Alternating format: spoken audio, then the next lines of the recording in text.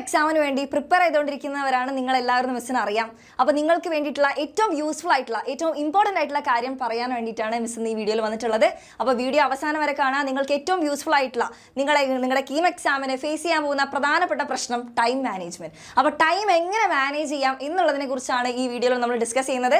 അപ്പോൾ ഈ വീഡിയോ അവസാനം വരെ കാണാൻ, ഫ്രണ്ട്സിനൊക്കെ ഷെയർ ചെയ്ത് കൊടുക്കുക. അപ്പോൾ മക്കളെ, നമ്മുടെ കീം എക്സാം നോക്കിക്കഴിഞ്ഞാൽ, നമ്മുടെ എക്സാമിൻ്റെ പാറ്റേൺ നോക്കിക്കഴിഞ്ഞാൽ നമുക്ക് ഇത്ര ക്വസ്റ്റ്യൻസ് ആണ്.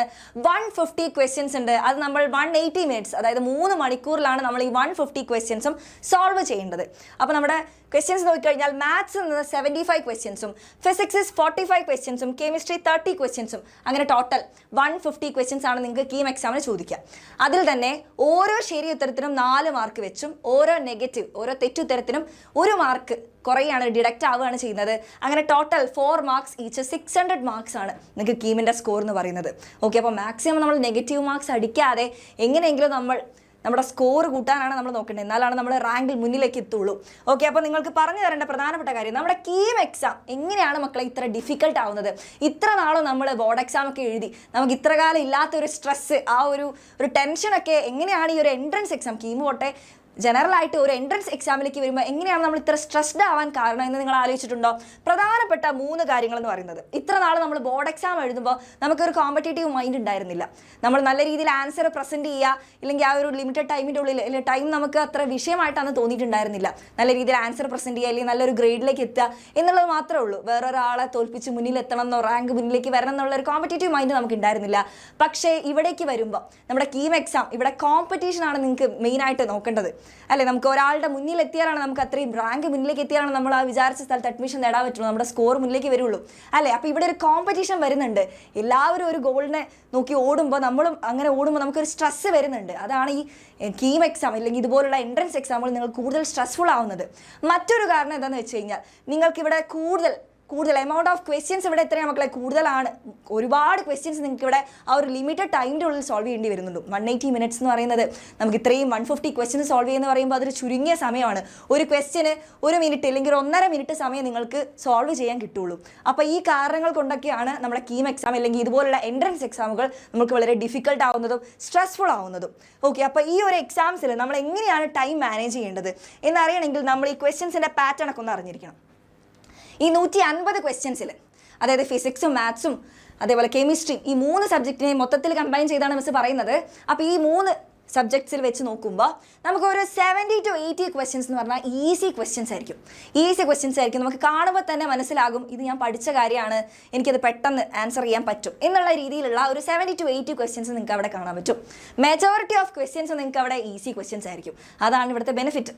പിന്നീട് ഒരു 30 to 40 ക്വസ്റ്റ്യൻസ് എന്ന് പറഞ്ഞാൽ ഒരു മീഡിയം ലെവൽ ക്വസ്റ്റ്യൻസ് ആയിരിക്കും. എങ്ങനെയാണെന്ന് പറഞ്ഞുതരാം. Medium level questions. ഇനി ഒരു 20 to 30 ക്വസ്റ്റ്യൻസ് എന്തായിരിക്കും മക്കളെ? ഹാർഡ് ക്വസ്റ്റ്യൻസ് ആയിരിക്കും. അപ്പോൾ നമുക്കൊരു ക്വസ്റ്റ്യൻ പേപ്പർ കണ്ടു കഴിഞ്ഞാൽ എങ്ങനെയാണത് ഈസി ആണോ, മീഡിയം ആണോ, ഹാർഡ് ആണോ എന്ന് എങ്ങനെ ഐഡൻറ്റിഫൈ ചെയ്യുക? ഫസ്റ്റ് നിങ്ങൾ മനസ്സിലാക്കേണ്ട കാര്യം, നിങ്ങളിപ്പോൾ പഠിക്കുന്ന സമയത്ത് തന്നെ മാക്സിമം ക്വസ്റ്റ്യൻസ് പ്രാക്ടീസ് ചെയ്യുക. പ്രീവിയസ് ഇയർ ക്വസ്റ്റ്യൻ പേപ്പേഴ്സിലൂടെയൊക്കെ ഒന്ന് റിവിസിറ്റ് ചെയ്യുക. അപ്പോൾ തന്നെ നിങ്ങൾക്ക് ക്വസ്റ്റ്യൻ്റെ പാറ്റേൺ മനസ്സിലാകും. ഓക്കെ, അപ്പോൾ ഡെയിലി ക്വസ്റ്റ്യൻസ് പ്രാക്ടീസ് ചെയ്യുമ്പോഴാണ് നിങ്ങൾക്ക് അതിനുള്ള സ്പീഡെല്ലാം കിട്ടുള്ളൂ. ഒരു ക്വസ്റ്റ്യൻ ലിമിറ്റഡ് ടൈമിൻ്റെ ഉള്ളിൽ സോൾവ് ചെയ്യാനുള്ള സ്പീഡെല്ലാം നിങ്ങൾക്ക് കിട്ടുള്ളൂ.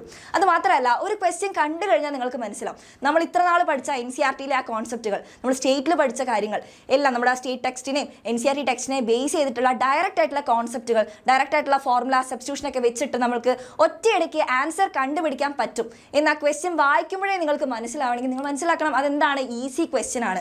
അങ്ങനെയുള്ള ഒരു ഈസി ക്വസ്റ്റ്യന് നമ്മൾ പറഞ്ഞിട്ടുണ്ടായിരുന്നു, ഒരു ക്വസ്റ്റ്യൻ സോൾവ് ചെയ്ത് നിങ്ങൾക്ക് ഒരു 1.5 മിനിറ്റ് മാക്സിമം കിട്ടുള്ളൂ. പക്ഷേ അതുപോലുള്ള ഈസി ക്വസ്റ്റ്യൻ നിങ്ങൾ അത്രയും 1.5 മിനിറ്റ് ഒന്നും എടുക്കരുത്.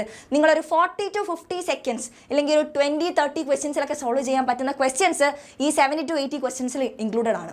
അപ്പോൾ അങ്ങനെയുള്ള ചോദ്യങ്ങളായിരിക്കും നിങ്ങൾക്ക് മെജോറിറ്റി വരിക. അത് ആദ്യത്തെ ഒരു 45-50 മിനിറ്റ്സിൻ്റെ ഉള്ളിൽ നിങ്ങൾ ആ ഈസി ക്വസ്റ്റ്യൻസ് കവർ ചെയ്തിട്ടുണ്ടാകണം. അപ്പോൾ ആ ക്വസ്റ്റ്യൻസ് നിങ്ങളൊരു മാക്സിമം 40 to 50 സെക്കൻഡ്സിനുള്ളിൽ സോൾവ് ചെയ്യാൻ പറ്റുന്ന ക്വസ്റ്റ്യൻസ് ആയിരിക്കും. അത് നിങ്ങൾക്ക് ആ ക്വസ്റ്റ്യൻ പേപ്പർ വായിക്കുമ്പോൾ തന്നെ മനസ്സിലാവും. ഓക്കെ, അപ്പോൾ നിങ്ങൾ എന്ത് ചെയ്യണം? നിങ്ങൾക്ക് കിട്ടുന്ന ആ ക്വസ്റ്റ്യൻ പേപ്പർ ഫുൾ ഒന്ന് മൊത്തത്തിലൊന്ന് നോക്കണം. എന്നാലാണ് നിങ്ങൾക്കൊന്ന് അനലൈസ് ചെയ്യാൻ പറ്റൂ ഇതിൽ ഏതൊക്കെയാണ് ഈസി ക്വസ്റ്റ്യൻസ് എന്നുള്ള കാര്യം. ഇനി അടുത്ത മീഡിയം ലെവൽ ക്വസ്റ്റ്യൻസിലേക്ക് വരുമ്പോൾ നിങ്ങൾക്ക് ആ ക്വസ്റ്റ്യൻ കാണുമ്പോൾ മനസ്സിലാകും ഇതെനിക്ക് ചെയ്യാൻ പറ്റും, പക്ഷേ എനിക്ക് ഒന്നും കൂടി ആലോചിക്കണം, കുറച്ച് സമയമെടുക്കും, പക്ഷേ ഞാൻ ഏബിൾ ആണ്, ഇത് ചെയ്യാൻ വേണ്ടിയിട്ട് എനിക്ക് പറ്റും എന്നുള്ളൊരു കോൺഫിഡൻസ് തരുന്ന ക്വസ്റ്റ്യൻസ് ആണ് മീഡിയം ലെവൽ ക്വസ്റ്റ്യൻസ്. അപ്പോൾ നിങ്ങൾ അതിനുള്ളൊരു സമയം കണക്കാക്കണം. നമുക്ക് ചിലപ്പോൾ ഒറ്റയടിക്ക് ചിലപ്പോൾ അതിൽ സമയം ഇൻവെസ്റ്റ് ചെയ്യാനുണ്ടാവില്ല. അപ്പോൾ കുറച്ച് കഴിഞ്ഞിട്ട് വന്നിട്ട് നോക്കാം, ഇല്ലെങ്കിൽ ഇതൊന്ന് സോൾവ് ചെയ്തൊരു ഭാഗത്ത് വെച്ചിട്ട് നമുക്കിതിലേക്ക് തിരിച്ചു വരാം എന്ന് തോന്നുന്ന ക്വസ്റ്റ്യൻസ് ആണ് നമ്മുടെ മീഡിയം ലെവൽ ക്വസ്റ്റ്യൻസ്. അതുപോലുള്ള ക്വസ്റ്റ്യൻസ് വരുമ്പോൾ നിങ്ങളുടെ കമ്പ്യൂട്ടറിൽ നിങ്ങൾക്ക് ഇങ്ങനെ എന്ത് ചെയ്യാം, മാർക്ക് ഫോർ റിവ്യൂ എന്ന് പറഞ്ഞിട്ടൊരു ഓപ്ഷൻ, ഈ ഒരു ഓപ്ഷൻ നിങ്ങൾക്ക് വെക്കാം. അതിനുശേഷം നിങ്ങൾക്ക് എന്ത് ചെയ്യാം, പിന്നീട് വന്നിട്ട് ആ ക്വസ്റ്റ്യനോട് മാർക്ക് ചെയ്ത് വെച്ചിട്ട് പിന്നീട് വന്നിട്ട് നിങ്ങൾക്ക് എന്ത് ചെയ്യാം, ആ ക്വസ്റ്റ്യൻ സോൾവ് ചെയ്യാം. ഓക്കെ, ദെൻ അടുത്തതാണ് ഹാർഡ് ക്വസ്റ്റ്യൻസ്. ഹാർഡ് ക്വസ്റ്റ്യൻസ് ഒരു 20 to 30 ക്വസ്റ്റ്യൻസ് നമുക്ക് ഈ 3 സബ്ജക്റ്റിൽ നിന്നും ഹാർഡ് ക്വസ്റ്റ്യൻസ് എക്സ്പെക്ട് ചെയ്യാം.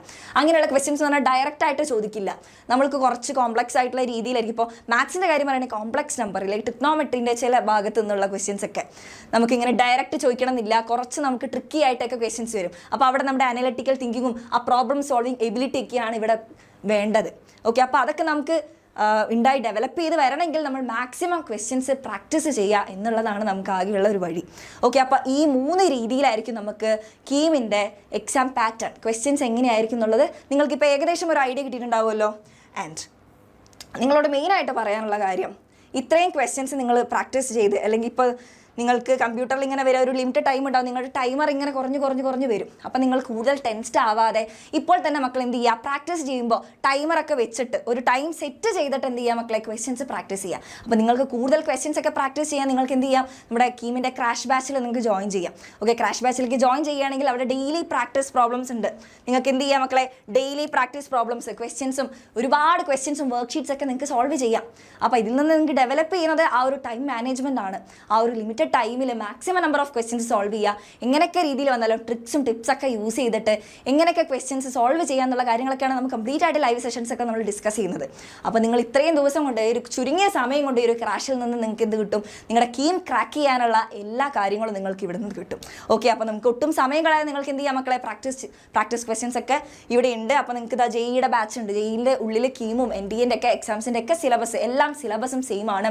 +1 +2 കംപ്ലീറ്റ്, നമുക്ക് കംപ്ലീറ്റ് ആയിട്ടില്ല, പക്ഷേ അതിലെ മെജോറിറ്റി ഓഫ് ടോപ്പിക്സും നമുക്കുണ്ട്. അപ്പോൾ നിങ്ങൾ കൂടുതൽ വെയിറ്റേജ് കൊടുക്കേണ്ടത് നമ്മുടെ കാൽക്കുലസ്, ഇൻ്റഗ്രേഷൻ അല്ലെങ്കിൽ derivatives, limits and derivatives, application of integrals, അതേപോലെ ജോമെട്രിയുടെ ഭാഗത്ത് വരികയാണെങ്കിൽ vector, 3D and lines, conic section എന്നുള്ള ഭാഗത്തു നിന്നൊക്കെ നിങ്ങൾ എന്ത് ചെയ്യുക, സിലബസ് കറക്റ്റായിട്ട് സിലബസിലൂടെ കടന്നു പോവുക. എന്നിട്ട് ഏറ്റവും കൂടുതൽ വെയിറ്റേജ് ചെയ്ത ഭാഗത്തു നിന്നാണ് ചോദിക്കുന്നത്. ഇപ്പോൾ നമ്മൾ ആ ഹാർഡ് ലെവൽ ക്വസ്റ്റ്യൻസ് എന്നൊക്കെ വരുന്ന ഭാഗങ്ങൾ, അല്ലെങ്കിൽ മാത്സാണ് 75 ക്വസ്റ്റ്യൻസും ചോദിക്കുന്നത്, അതിൽ 20 to 25 ക്വസ്റ്റ്യൻസ് കാൽക്കുലസിൻ്റെ ഭാഗത്തു നിന്നാണ്. അങ്ങനെ ഏത് പോർഷനാണ് ഏറ്റവും കൂടുതൽ ചോദിക്കുന്നത് മനസ്സിലാക്കി അതെല്ലാം ഫോക്കസ് ചെയ്ത് പഠിക്കുക. ഇപ്പോൾ കറക്റ്റായിട്ട് പ്ലാൻ ചെയ്ത് കറക്റ്റായിട്ട് ഫോക്കസ് ചെയ്ത് പഠിച്ചു കഴിഞ്ഞാൽ നിങ്ങൾക്ക് ഈസി ആയിട്ട് കീം ക്രാക്ക് ചെയ്യാൻ പറ്റും. അപ്പോൾ നിങ്ങൾക്ക് എന്ത് ചെയ്യാം മക്കളെ, നീറ്റിന് പ്രിപ്പയർ ചെയ്യുന്ന മക്കൾക്കാണെങ്കിൽ ഇവിടെ വേദ ബാച്ച് ഉണ്ട്, ജെഇക്ക് വീര ബാച്ചും, അത് മാത്രമല്ല മറ്റ് ബാച്ചുകളിലേക്ക് സയൻസ് സ്റ്റുഡൻസിന് നിങ്ങൾക്ക് ജോയിൻ ചെയ്യാൻ വേണ്ടിയിട്ട് ഉയരെ ബാച്ച് ഉണ്ട്. അപ്പോൾ കൂടുതൽ ബാച്ചസിലേക്ക് ജോയിൻ ചെയ്യാൻ, കൂടുതൽ വിവരങ്ങളൊക്കെ അറിയാൻ വേണ്ടിയിട്ട് നിങ്ങൾക്ക് എന്ത് ചെയ്യാം, ഈ നമ്പറിലേക്ക് കോൺടാക്ട് ചെയ്യാം. അപ്പോൾ എല്ലാവരും ടൈം മാനേജ്മെൻറ്റ് കറക്റ്റായിട്ട് ഇപ്പോഴേ പ്രാക്ടീസ് ചെയ്ത് തുടങ്ങാൻ മക്കളെ. ആ ഒരു സമയത്ത് നമുക്ക് കുറച്ചും കൂടി ടെൻസ്ഡ് ആവും, ഒരു കോമ്പറ്റീഷനാണ്, എക്സാം ആണ്. അപ്പോൾ ഇപ്പോഴേ നിങ്ങൾ എന്ത് ചെയ്യാം മക്കളെ, ഒന്ന് പ്രാക്ടീസ് ചെയ്ത് സെറ്റ് ആയി കഴിഞ്ഞാൽ നിങ്ങൾക്ക് വളരെ ഈസി ആയിട്ട് കീം ക്രാക്ക് ചെയ്യാൻ പറ്റും. അപ്പോൾ എല്ലാവർക്കും ഓൾ ദി വെരി ബെസ്റ്റ്.